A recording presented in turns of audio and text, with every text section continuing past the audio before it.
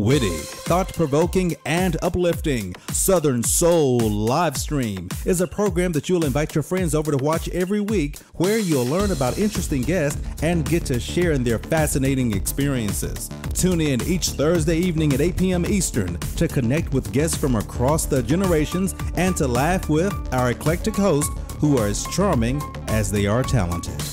And now, ladies and gentlemen, here's our host, Calvin. People, we have an awesome show tonight. OMG. I've prepared for a lot of shows. You talking about stressful? Preparing for this one has been interesting. I'm going to tell you why. We've had different types of people. And all of you guys showed up tonight in the audience. What types? People who they've seen this topic on social media for the last 2 years. I'm like, come on now, that's old. We don't want to hear that. And then you have the people who they wear this topic, strong Black woman, as a badge of honor, you see. And then you have people, they like, hey, what's that?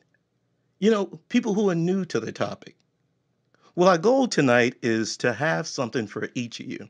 But before we get started, I want to kind of share with you actually a TikTok, and we're going to share this reel in the chat later. But I want to share this as a way to kind of get us all on the same page of what the topic tonight is about. So give me 1 second. I'm going to try this experiment. We're going to see if it works. And let's see if I can hit play. And I'm fine. I'm a strong Black woman. I can't be anything but fine. Well, this strong Black woman is struggling. Arguing more with my husband, getting 3 hours of sleep at night. And when I can't close my eyes, I can't rest for worrying about the city. I'm running on fumes, and I'm not too proud to admit it. Now that's the brave face our mothers force on us. Heaven forbid a woman, especially a Black woman, show the least bit of righteous anger. Just shift so quickly from strong Black woman to angry Black woman in these people's eyes. And a thin line between them. I swear, sometimes I can't breathe. Pressure's so crushing. Girl. This will help. No, Loretta, look. Does it? No, takes the edge off. I'm fine. Well, that is actually a skit from, Katie, what's the name of that show again? And she's muted. NCIS, that's from NCIS. From NCIS, I think it's New Orleans, right? Yes, that's correct. Great. Thank you. Well, let's go ahead and get started. Dr. Jones, Dr. Leath, thank you for being here tonight. And I am so excited because we're not just dealing with anybody talking about this topic. We have brought in the experts. And I would love to just get us started with, let's say, Dr. Leath, if you don't mind, Dr. Seanna, getting us started with telling us about you, your work, and what you do. Okay, yeah. One, thanks for having me again. I don't know, how far back we go, but I'll provide some general synopsis. I'm originally from Little Rock, Arkansas. I'm a first-generation college student. I went to school at a liberal arts school out in Southern California. And then I went to grad school at the University of Michigan and got my PhD in education and psychology. And I was focusing a lot of my work on Black youth academic achievement. And then towards the end of grad school, I started looking more into Black women and girls' identity development and health and thinking about stereotypes like the strong Black woman.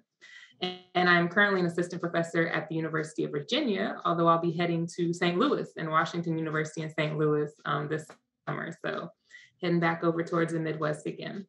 And I have 4 kids at home. I've got a dog, can also share other things, personal and professional. So that's a little bit about me. Awesome. Thank you. And Dr. Jones, please tell us about you, your work, what you do. Sure. I am originally from Houston, Texas. So it's great to be on this Southern Soul show. I identify as a Southerner, and that culture is really important to me. I've done most of my training in the South. So I did my undergraduate degree at the University of Texas at Austin, and did my graduate training in counseling psychology at the University of Houston.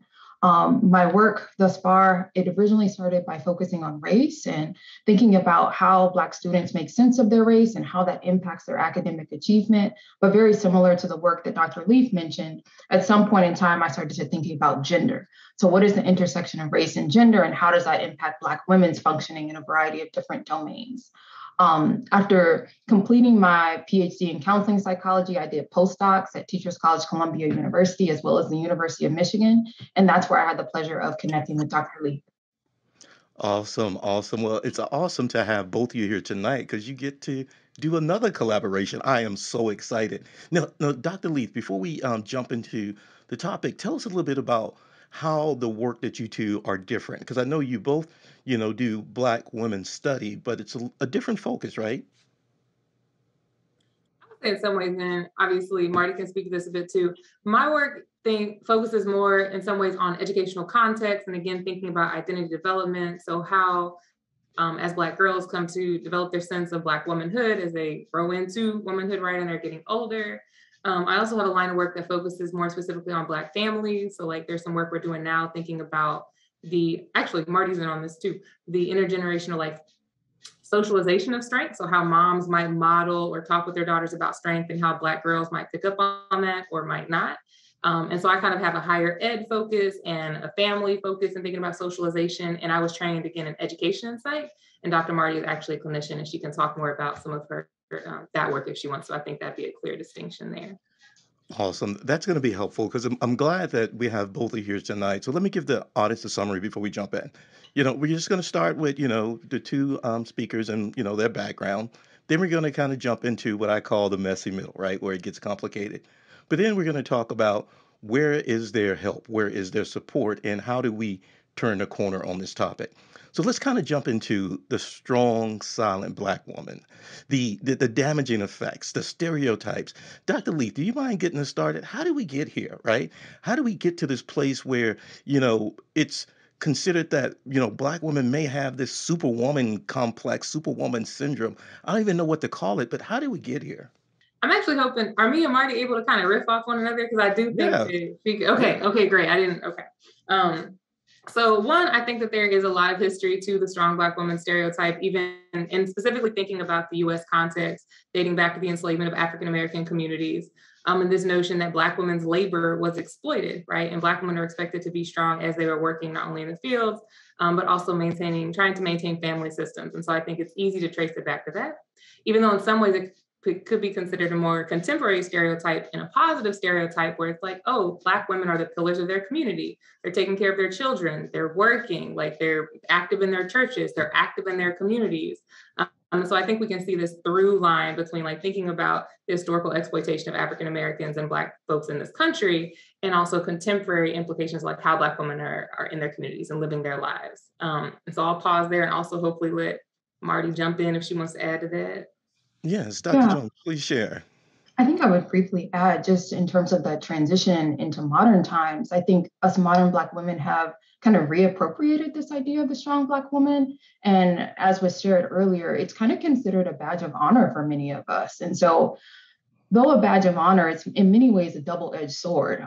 It's functional in some ways, helping us take care of our communities. But what we see in the mental health world is that and even in modern times, that it also contributes to psychological and health outcomes that aren't too good.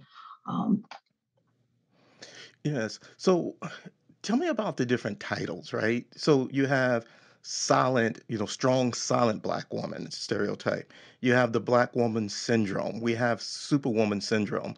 Are they all the same or are they a little differently? And are any of these terms, have they found like formal meaning, like in the DSM somewhere, or are they just really social terms? I'm wondering, if it's all the same or if it's slightly different.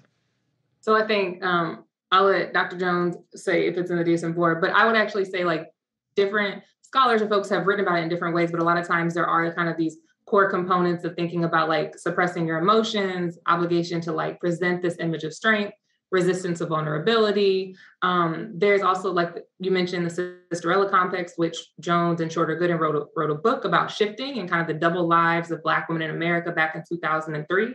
And so the Sisterella complex talked about kind of the strong Black woman coinciding with anxiety and depression in Black women, in the sense of like, if you always have to present this image of strength, how does that relate, as Dr. Jones mentioned, to poor mental health outcomes? It's interesting because when you mention like the silent strong Black woman, I keep thinking that I know a lot of Black women in my life who actually do assert their needs or assert that they do need help and they're in fact not strong, but maybe folks aren't listening. And so I'm always, whenever I'm thinking about this notion of like Black women as silent, challenging it a bit just to say that sometimes we are saying that like we need help or this isn't working, or we need something else, and maybe folks aren't able to kind of to lighten that load or lighten the burden. But I would say these are all interrelated concepts, and folks have maybe just written about them in different ways. And in clinical settings, it may have specific terminology. But again, Marty, I don't know what your impression is. Right. I would echo everything that Dr. Leath has said in terms of folks writing about the same concept, just giving it different labels. But often the characteristics are very much the same. From a clinical context, what we know is that there is a book written by Childs and Palmer. I'll have to get the name of the book, but they talk about this syndrome called Invincible Black Woman Syndrome, which is this idea of when women take on the strong Black woman ideal, it often manifests as depression, anxiety, and feelings of hopelessness. Now, granted, Invincible Black Woman Syndrome is something that is a construct that's mentioned in this book. There's nowhere in the DSM-5, and I believe there's DSM-5-TR that just came out, during which there is a mention of this kind of psychological manifestation specific to Black women. Okay, thank you. Thank you for sharing that. As I began to look in some of the reading, I came across this word miss, right? Some of the, I don't know if it's missed or misunderstandings or misperception, but what I think is, this whole, double-edged sword, as you described it, where it's a badge of honor, but at the same time, it can lead to, these bad things. What are some of the myths? What lead us to this place? What makes it a double-edged sword? What makes it a double-edged sword is the idea that in many ways it is functional, but then it also harms us. So when we think about the strong Black woman schema and the trope, the stereotype, whatever label that you choose to use, we can think about how the specific components like emotional vulnerability or that lack of emotional vulnerability, that can be useful in some contexts. So for instance, if you were in a board meeting with predominantly white colleagues, it perhaps would not behoove you or serve you well to share all of your emotions in that meeting, especially if you were the only Black woman in that environment. But in other instances, it can become really problematic when we do not share our emotions, particularly with those that we love or those who can actually honor our emotions. And so I say all this to say that some of these characteristics of the strong Black woman trope can be useful in some contexts, like working in predominantly white environments, but then they become negative when we're thinking about other contexts, like with your romantic partner or someone who's supportive with your family, etc. So that's kind of how it becomes a double-edged sword. Yeah, thank you. Thank you. Anything you would add to that, Dr. Leath? Because, this is the messy middle, right? It's good, but it's bad. It's, anything you want to add to that? Yeah, I mean, I think the piece that, Dr. Jones, Marty's bringing out is also the importance of context. So if we also think about, for instance, in medical settings, one, if a Black woman, for instance, she goes into the doctor and if she has difficulty expressing that she's having like some type of somatic or bodily pain, but also if we have this notion of Black women are strong in the medical community and they believe in these negative stereotypes, not actually, if we're communicating about pain, not taking that seriously, saying that we might need medication, misdiagnosing Black women, not diagnosing Black women, not listening to us. And so these intersections, the messy pieces that you're talking about, thinking about how do stereotypes then influence our real life treatment with these, even potentially having like, I don't want to, be exaggerating, but life or death consequences, but thinking about health outcomes in that way. And so I would just add, like, it can play out differently, maybe in educational settings, healthcare settings, like Dr. Jones mentioned, intimate partnerships and relationships, how we interact with our children. And so really thinking about the various manifestations and what that could mean and look like. And I did a shout out, to Judge Ketanji Jackson when Marty was mentioning, like, it depends on where you're at for, I guess, how you can engage with this notion of image management.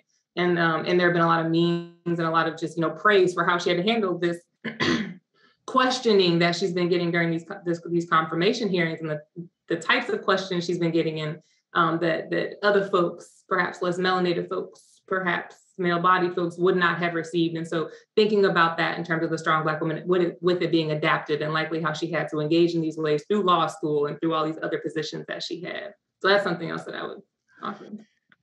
Thanks for sharing that. You reminded me of a experience. It was actually a story down in Florida when young Black boy goes to this prep school. He won the lottery system or whatever, and he ran into his bully situation, and they videotaped it, and it was horrible. So I was curious, right? Because I'm watching this, and I've never seen anything like it. And then, I'm watching the parents, and I recall one of the things that the mom said. She says, I don't know what happened. This video is horrific. It is very, very bad. People could have easily went to the hospital. And the one thing that was significant for me is that the young black boy didn't defend himself.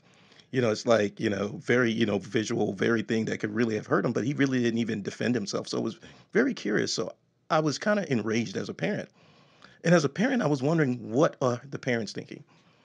And I was really put at pause when I saw the mother said, well, I'm just curious at what the school is doing, what they plan to do, because I don't want to come off like that typical angry black woman. And as that mom said that, my heart just, I don't know what it did, but I'm like, this is your son. But is that image so strong that it seemed like she didn't even protect her son? And for me, that was confusing. But, that was just, thanks for sharing that, because you reminded me of that story. Let's talk about the community, the African American community.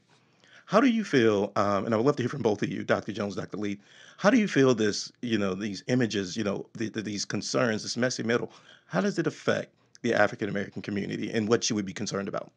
Well, these ideas and this messy middle that we talk about directly impacts, and we spoke to this earlier, the mental health of Black women. And so when Black women in our community are not healthy, then it has implications for everyone around us. So when Black women are taking on and having this burden of strength, it contributes to them not engaging in self-care. It contributes to anxiety, depression. When we are so busy taking care of others at the expense of ourselves, it also manifests physically as we see Black women embodying stress. And that manifests as obesity, hypertension, et cetera. And so this tension that we're talking about has direct implications for Black women's mental and physical health, and that bleeds out into the rest of our community. Yeah, thank you. Go ahead, Dr. Leath. Yeah, building on that, I would also, I would mention kind of with the self-care movement too, sometimes it can erase the importance of community care. And I think this kind of like strong Black woman stereotype, if there's this notion that it's enough for us maybe get 5 or 10 or 15 minutes away, not thinking again about ways that maybe we need more like for mothers, childcare support. So thinking about like networks of support, or this notion of strong Black women, again, like not being able to access adequate medical services or medical support, or having a job where kind of like this notion of burnout, right? Where instead of thinking about like individual burnout for Black women, thinking about workplace environment and culture, like the culture of a workplace and whether that is contributing to these feelings of burnout. It's not actually about the person, it's about kind of this system, this place that they're in. And so I think that one of the important things, like for the Black community in particular, is thinking about like with the strong Black women in our lives, like, are we asking if they need help? Are we not waiting for them to tell us that they need help, but instead like seeing all of the things that they're doing and being like, you know what, here's how I can plug in, here's what I can do. There was also one other thing I wanted to mention at this moment, and I forgot it. Well, go ahead and think about that. Think about that. I want to share this because, as you say the community and you say asking for help, and I just got, I don't know. I mean, the hair just went up on the back of my neck. I mean, I don't know. I mean, asking a person, do they need help? I think that's hard for anybody, right? I mean, is that easy? Or, in this scenario, I mean, any advice, I'm speaking for others as guys, right? Because I got the microphone. Any advice, let's say you're a guy and you're observing this situation and you're seeing this thing. Is there anything you can say, or is it best to just say nothing? I don't know. I don't think I should say nothing. What are your thoughts? I would love to get a little advice. Definitely say something. Dr. Leath, do you have any thoughts there? I mean, it's interesting. Okay. My thought there is, again, I think a lot about community care. I think a lot about how do we take care of one another, because a piece of my work is thinking about healing, thinking about what radical healing in like the Black community means. And so when you say like, should I ask if you need help in the hair raises? I'm like, why does your hair raise? Is there this notion that if you need help, that woman is then not strong, or is she like, there is something inherently weak about being vulnerable or about needing help? Like, what is that reaction you're having, Calvin, in imagining asking this Black woman in your life, does she need help with something? Because I think about like family systems or friends, like being able to lean on one another and realizing that we all have moments when, even if it's just checking in and saying, how are you doing? Or like, what brought you joy today? That it creates space to not only have like the happy and the good times, but also the space to like hold one another when things are difficult. And so I'm like, nah, we need to have that. We need to have just that, like, that sense of open communication and kind of building it and practicing it and working on it, and not just thinking about like individual therapy settings as where we would talk about these things. But again, and actually Dr. Jones has done quite a bit of work with like group therapy settings being really important for Black women, and that notion again of community and friendship. Yeah, I love any time there's an opportunity for community. So I would love to talk about the Be Well Lab soon because Dr. Jones, I would love to hear about that lab and what it does for the people in the audience. We got a few more questions as we're going to talk through this, but what you should be doing now, if it's your first time, is really thinking through your questions. You can put them in the chat, or you can after we go to Q&A, we can actually bring yourself off mute and you can ask the question. Then at the end, we're going to kind of wrap up with some discussion, right? So this is, it's not a thing where I'm expecting everyone to have all the answers. But hey, if you want to share your story, your testimony, then you have an opportunity here. So be thinking about your questions, do put them in the chat. Public health issue. I mean, do you think this thing could get there? I don't know. It just seems kind of tricky, right? It's like, double-edged sword, do you ask for help? Do you ask for support? I don't know. I was talking to someone and they're like, you know what? This thing could, grow and grow and grow and become a public health issue, or awareness can kick in, people can start doing different things and it goes away. What are your thoughts? You guys, are closer to the topic. Do you think, it has a danger of growing, or do you feel like it's shifting tides? In terms of the strong Black woman ideal being a public health issue, I feel like that's a tricky question. So it's kind of a yes and a no. As we've spoken about before, endorsing or embodying the strong Black woman ideal leads to a wide variety of negative consequences for Black women.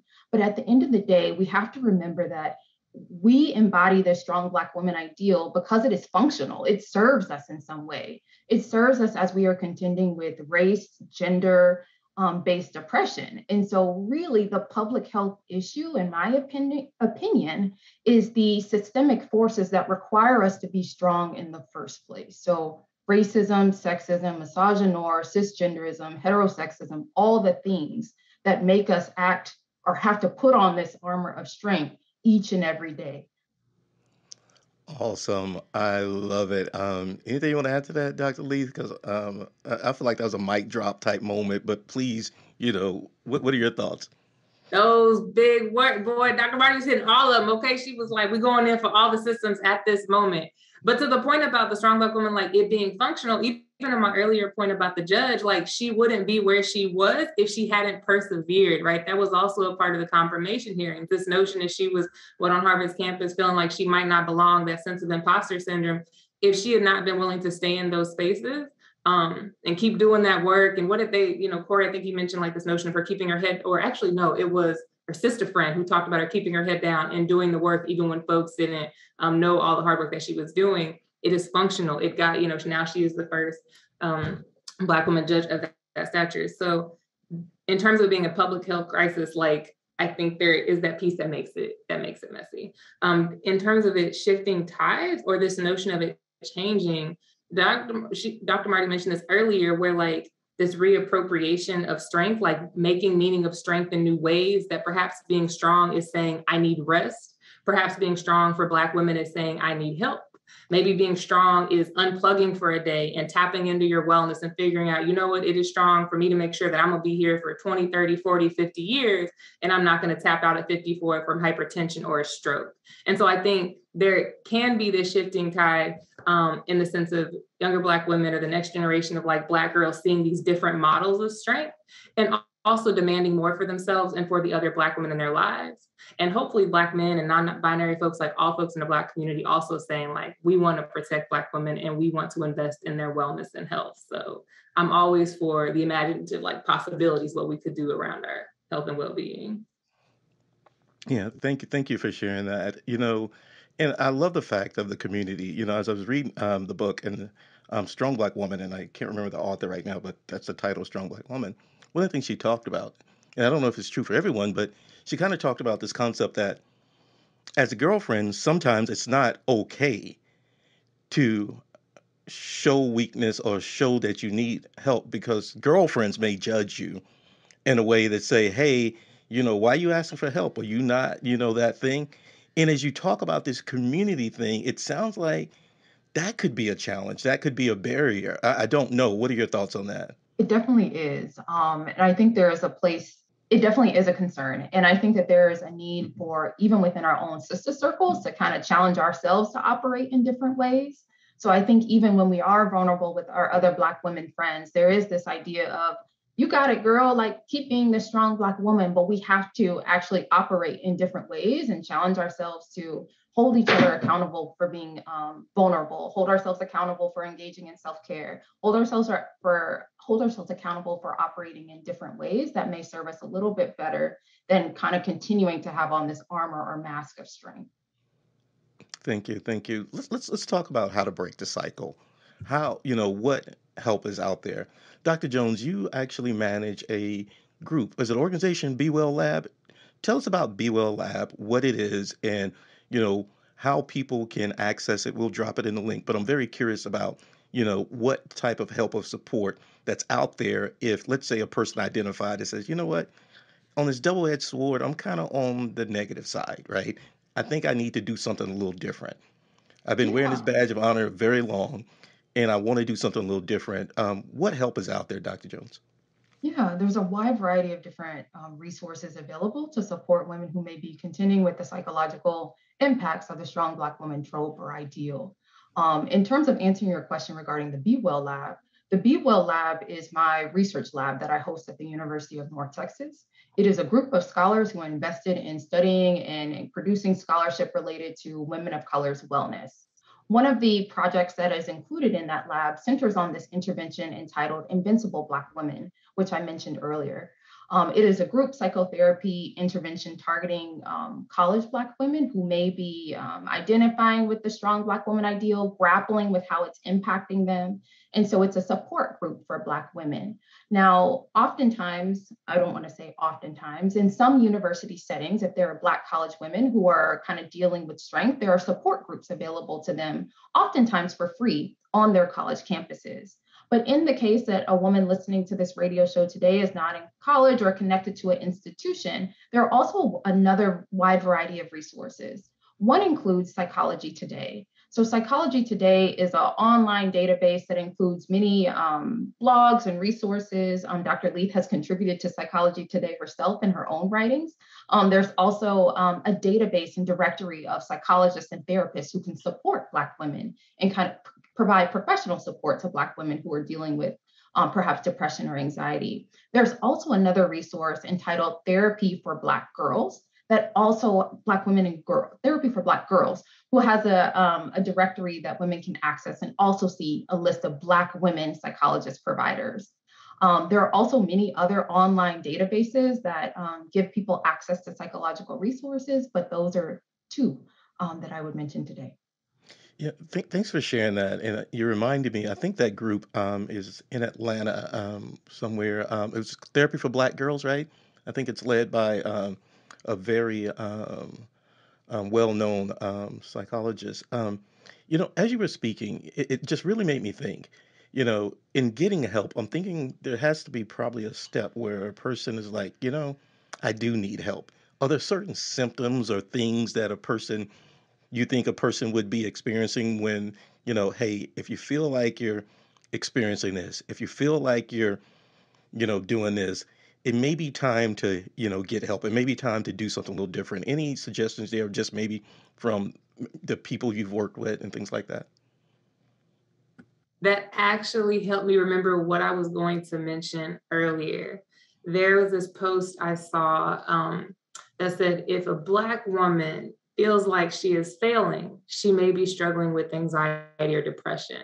And that stood out to me so hardcore in terms of thinking about the strong Black woman stereotype, because a piece of it can be this intense motivation to succeed despite having inadequate resources. A lot of times Black women, if we're dealing with racism and sexism, or again, folks at the job or folks at home are not maybe getting support from friends, we might feel like we are failing at everything. We are just not making it. And instead, that may be symptomatic of struggling with depression, struggling with anxiety, struggling with other mental health challenges. And so I mentioned that.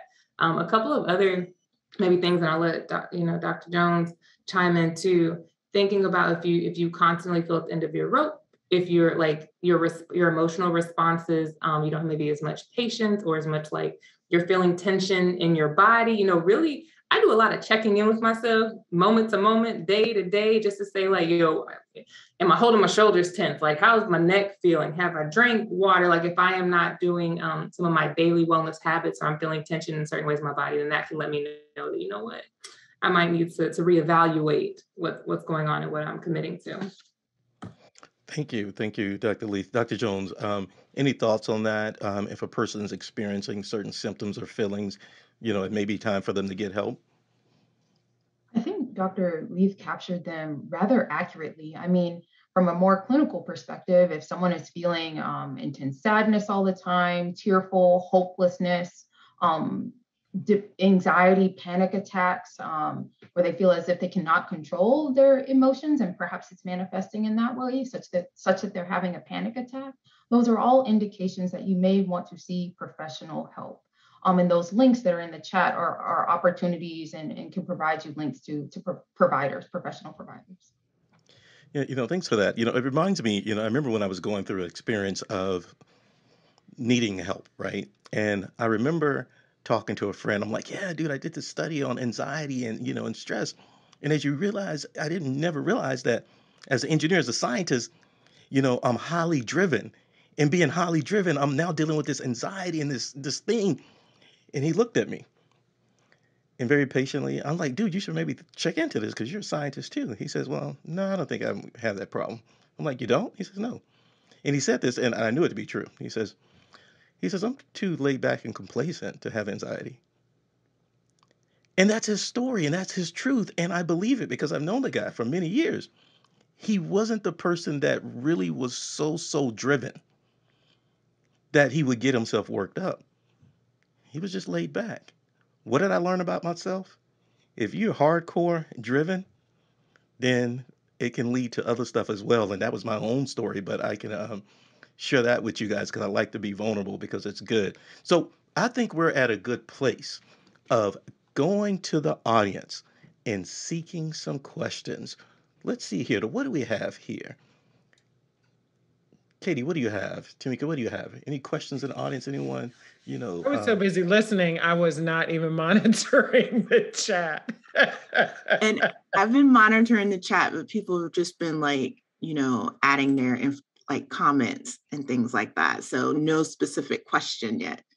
Okay. Well, now's a good time. So if you have some question, got something on your mind, you'll have an awesome opportunity. And I don't know how much, you know, these ladies would charge, but let's assume that you went into an office. I'm like 200, I think it's probably $500 an hour now.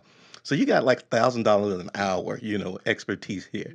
It's a good time to ask questions. Don't tell all your business now, but good time to kind of ask some generic questions. What we got? You know, there was a comment, and I think Shanika made it, if I'm not mistaken, but it was this: when people ask us how we are, and our response is, I'm fine, right? Often it's very difficult in the moment because you're sensing that the person isn't necessarily looking for the long drawn out response to how you're actually doing, right? But if you could just, I think, give us some practical advice as to how to just open up a little bit on a daily basis. Because I think the other side of that is that a lot of us do have people in our lives that if we did say, hey, you know, I'm feeling stressed about X, those people would probably offer us some support, but we're just sort of stuck in the response of, I'm fine, right? How do you break free from that habit? So I'm gonna offer, this is more like me just personally reflecting, which is hopefully fine at this moment too. I had to practice it. And sometimes I'm fine will still come out. And then I will have to say, actually, I am not fine. And here's what I'm feeling. And here's what I think it's related to. Sometimes, you know, I don't know if y'all ever had those moments where like you're in a mood and you can't figure out quite what happened to get you there, but something is off. And so this notion of trying to be in tune with yourself, doing some self-reflection. Some of that for me has been individual therapy. Some of it has been group therapy. Some of it has been doing like those guided journals, talking with friends, just sitting with myself, sitting with my thoughts. Now we got a lot of questions in the chat. Someone actually mentioned like breaking the cycle. And so I don't know if Dr. Jones wants to chime in on that. And then I was kind of jotting down some like daily tips that I thought could be helpful and accessible to folks, regardless of resources. I would say, breaking the cycle is many of the things that you mentioned, Dr. Leath. So we all, as Black women, as Black folks, checking in with ourselves and really thinking about how are we feeling, as opposed to just immediately responding and saying, I'm fine, checking in and saying, okay, how am I really feeling? And then communicating that to those around us. I think we could do a better job of asking follow-up questions to our sister friends and with people in our circle. So when someone says, I'm just fine, perhaps we could say, well, ask a little bit more. Tell me a little bit more about that. Doing some follow-up questions to kind of get at what people are experiencing. Because many women who identify with strong Black womanhood may be less vulnerable than others, some of that additional questioning and prompting is necessary. So I would just echo everything that Dr. Leath said. There is so much that has been blowing up in the chat, and I want to acknowledge some of these things. Okay, so one, someone asked about like what happens if you have service in the military, and a few other folks also mentioned PTSD, which is very real, right? And being able to actually seek treatment for PTSD. I know sometimes veteran services, the VA is not helpful in that regard. And also, Dr. Marty has, a lot of work thinking about culturally competent clinicians and thinking about, again, this intersection of do Black women feel safe going into counseling services, even related maybe to military service, being open and vulnerable and having to explain their experiences of racism and their experiences of sexism, and then being gaslit, right? Where maybe their counselor is not believing what they're saying, or they're having to prove their experiences of pain or prove that they actually went through this. And that is another layer of harm instead of actually being able to experience help in that setting. So I wanted to note that. Someone else mentioned, what if the spouse or what if your family members aren't supportive of you seeking mental health services, or this notion of like, just pray on it. Just, focus on your religion, focus on your faith. I think there is nothing wrong with this notion of like having Jesus and having a therapist too. And I love some of the mental health clinicians, specifically Black mental health clinicians, who don't make it an either or, but talk about both and this community-based work that's even happening within like Black churches, which may not be happening everywhere, but I've like seeing movement in that direction. I think that is beautiful. A couple of other things, like this notion of being able to consider your boundaries. And if you're able to establish boundaries and choose yourself, that's something that sometimes when I'm reflecting on like, how am I showing up for everyone else in my life, this sense of like obligation to help others, are there boundaries that I can set that help preserve and help fill my cup? And I think, again, this is something it is ongoing. Someone else asked, is therapy ongoing? I've considered it kind of like, I may not always be in individual or group therapy, but I see it as an ongoing potential self-care help practice that like it could also be preventive, right? Not going to therapy when my life is on fire, but going in for some check-ins, maybe kind of working through some stuff, being out of it for a while, maybe going back. And the last thing I'm going to just pause is this notion of like balls. So what balls are you juggling that are rubber, and which balls are glass, when if they fall on the floor, they'll actually break? And sometimes for me, I think all of my balls are glass. And in fact, many of them are rubber, and I can push back a deadline, or I can say, I don't have the capacity for that right now, maybe later. I can tell my kids, nah, mommy's tired, and it's more important for me to get rest than for us to go to this playground at this moment. We can do it later. So me really thinking about all of my commitments. Awesome. Thank you.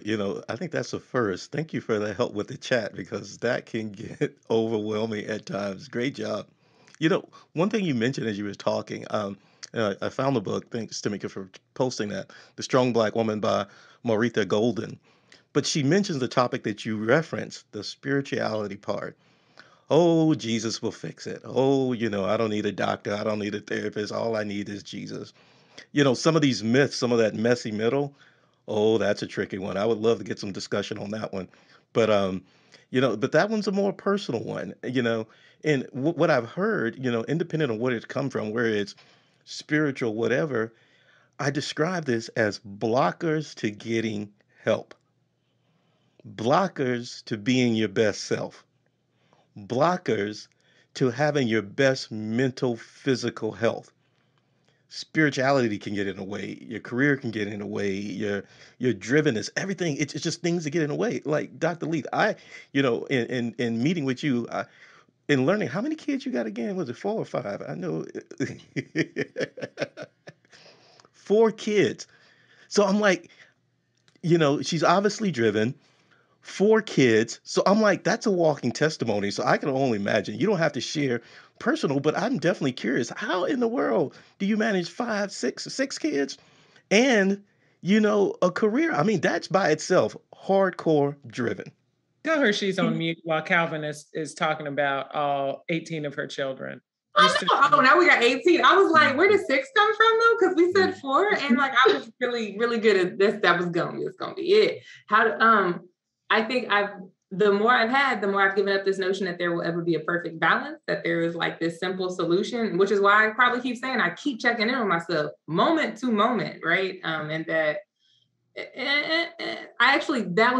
I'm gonna just keep talking about Judge Ketanji Jackson, because there was a point where she talked about like work-life balance with her daughters and not always getting it right, but wanting them to know how much she loved them. And I was like, that's real. That's a moment of, again, evaluating back, realizing you can't go back for maybe time that you've lost, and that she was probably making choices on a day-to-day basis and trying to do all the things and realizing sometimes, it doesn't happen the way we would hope. And that's I'm on the earlier end of that where I'm like, I feel you though, her daughters look like they were pretty much grown. Yeah, I mean, she's been in the news a lot, and I saw an article. I think I removed it, but she was saying it's tiring or fatiguing, is what she said. It's tiring to be a Black woman, I think was the quote.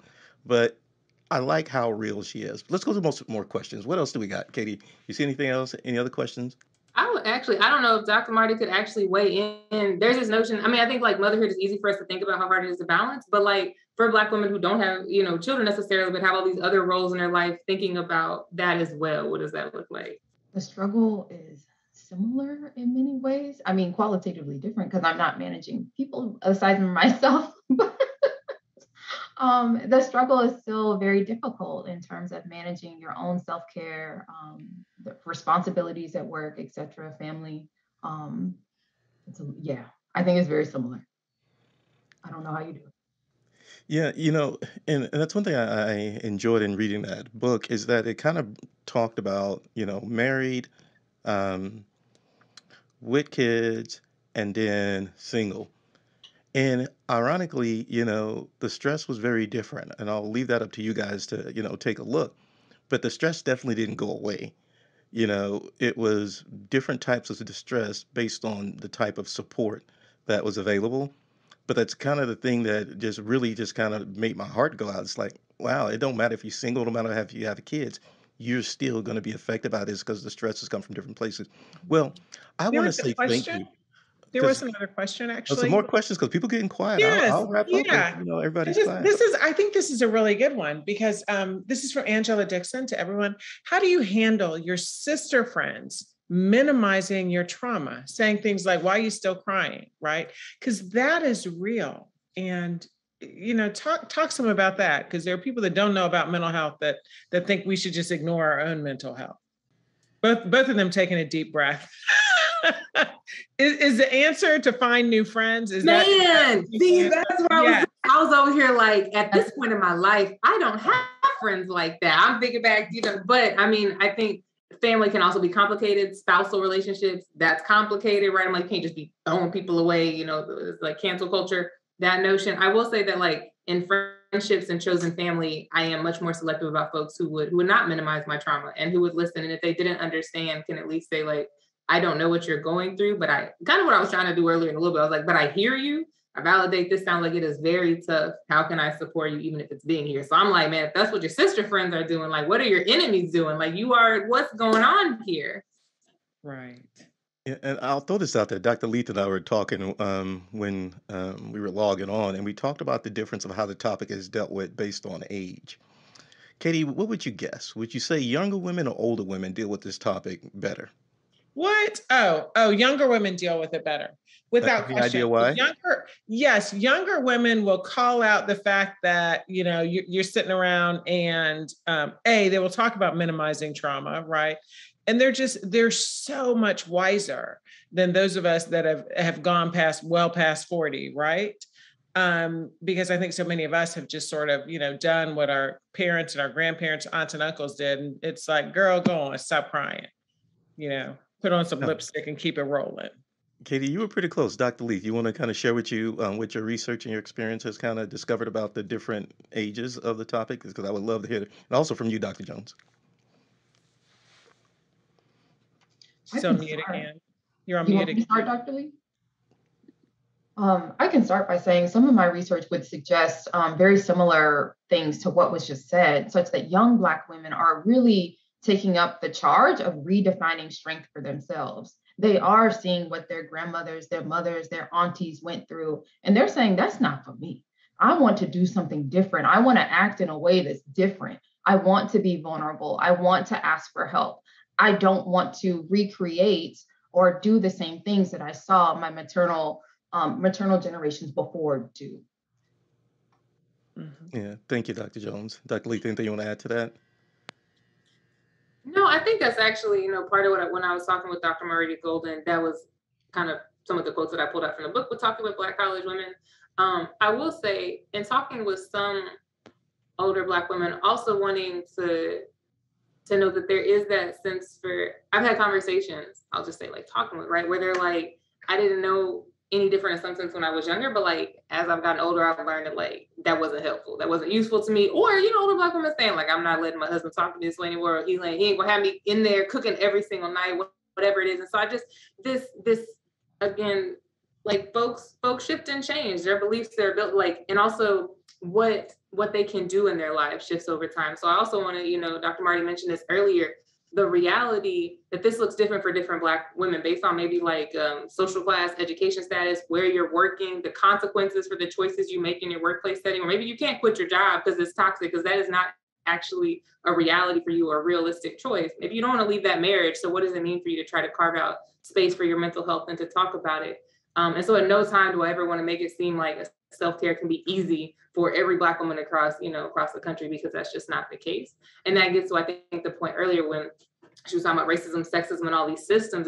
It's like thinking about, and even this notion that it can be tiring to be a Black woman, this sense that part of the danger of the strong Black woman stereotype is that we are expected to overcome structural challenges as individual people rather than being able to change like how we are cared for in this society. And that is exhausting. That can be exhausting on a day-to-day basis, right? Yeah. Awesome, awesome. Well, I'll wrap us up since, there's no one else who's going to be like getting into my questions. I want to end by reading a few quotes. And let's start with W.E.B. Du Bois. But what of Black women? I most sincerely doubt if any other race of women could have brought its finest up through so devilish a fire. Next, Janet Jackson. I'm convinced that Black women possess a special, indestructible strength that allows us to not only get down, but to get up, to get through, and to get over. My favorite, Bell Hooks. Usually, when people talk about the strength of Black women, they ignore the reality that to be strong in the face of oppression is not the same as overcoming oppression. That endurance is not to be confused with transformation. Lastly, Angela Davis. Black women could hardly strive for weakness. They had to become strong for their families and their communities needed their strength to survive. Harriet Tubman, Sojourner Truth, Ida B. Wells, Rosa Parks are not exceptional Black women as much as they are epitomes of Black womanhood. Dr. Leath, Dr. Jones, it has been a true honor to have you here tonight as an opportunity to talk about this topic that is not so easy to talk about. I hope tonight, if you're listening and you find yourself wearing this as a badge of honor on some days, but on other days, it's too much to bear, that the resources, the conversations tonight has been enough for you to begin to consider what it means to get help, what it means to adjust your sister circle, what it means to reach out to some of these resources that have been made available for you. Because as a man, I can say it's true. There's toxic masculinity and there's my masculinity. and I choose not to be toxic. Thank y'all for being here tonight. Thank you for joining us at Southern Soul Livestream Talk Show. Join us weekly at soullivestream.com. If you're joining us live, we'll take a quick music break and then come back for a discussion with the audience.